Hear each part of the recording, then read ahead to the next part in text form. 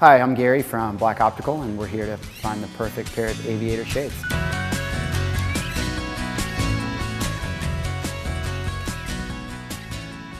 So aviators were started in 1937 by Rayban. Back then they were made in the U.S. in upstate New York. They're specifically designed for pilots, hence the name aviator. The reason for the shape is the pilots needed a deeper lens so they could see their control panels and see all their instruments as they're flying, but still have enough lens to see out, to see where they're flying. Hence the teardrop shape. Pair I have on now is actually from the 40s, back when Rayban used real gold to make their frames. And then over the years, aviators started to evolve. You know, they realized not everybody likes the teardrop, or the teardrop shape doesn't fit everybody's face shape. So there's brands like American Optical that started squaring off the bottoms to give a little more structured, tailored look for somebody that has an oval face shape. And then they started introducing paddle temples, a little bit straighter, so they fit better underneath the headsets. And pilots could take them off and on without the typical paddles pulling on their ear and the headset. And then from there, aviators started to evolve with cable temples as technology started to get quite a bit better. And these made them quite a bit more secure when they were on, and just felt quite a bit more comfortable because you're not feeling a temple behind your ear. Aviators originally started all with a brow bar at the very top. It kept the sweat out of pilots' eyes. So that way if they were flying their fighter jet, there was no obstructions in their view.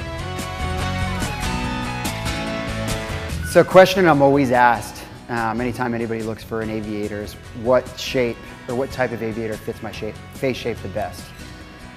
For me, I feel like personal style doesn't really know those rules. So a lot of it is just confidence, what you feel comfortable in, and what kind of look you want to portray. The classic aviator is teardrop.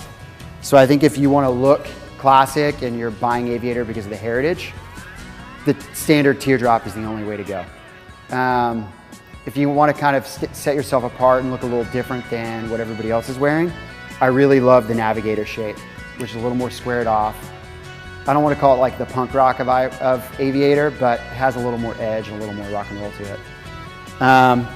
Something we're finding a lot of guys are buying now is that they're very active, they run, they bike, so they want an aviator that has that sporty look. So we have something like this. It has quite a bit more wraparound to it to keep the sun out, lighter weight fit. And they're not going to be as front heavy since they don't have as much drop to the shape. And if you're a guy that's been wearing aviators for a long time, or if your dad had an aviator and you want to kind of be inspired by his look, but you want to take it to something else, we're really into these plastic aviators. A little bit thicker, a little bit bolder. It has the silhouette of an aviator, but it just looks totally different than what anybody else is wearing. I love these by Salt because they have a little bit of that sporty look to them. Still has that classic teardrop shape.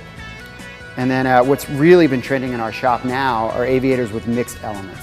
It's the plastic mixed with the titanium or the metal. So you get a little bit of classic, you get a little bit of sporty, and you just get something uniquely its own.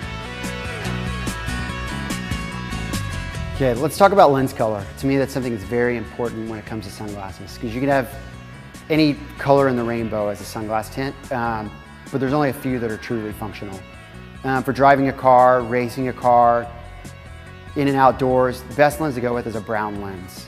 It tends to brighten and create saturation with color, so you can kind of see details better.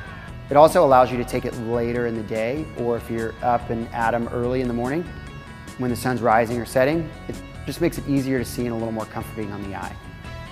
If you want maximum sunglass protection or glare protection, mirrored lenses are the best way to go because they're going to reflect and absorb glare versus just absorbing it.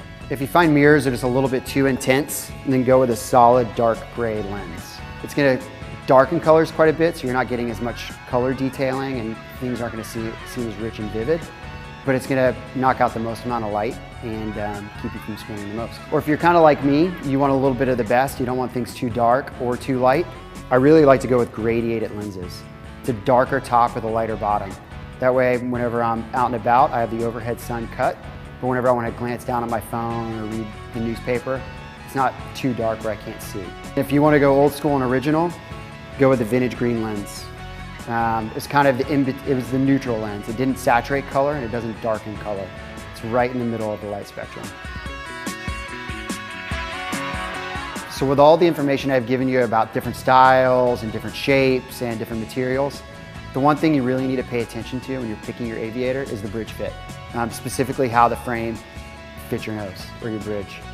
If you get too wide of a bridge, the glass will set too low and it'll look like it's pulling your face down. If you get too small of a bridge, the frame will be sitting up too high and make it look like you're really excited to see everyone. But the point of aviators is just to be cool, like just to look cool. So just make sure that bridge fits, and I think you'll nail the look perfectly.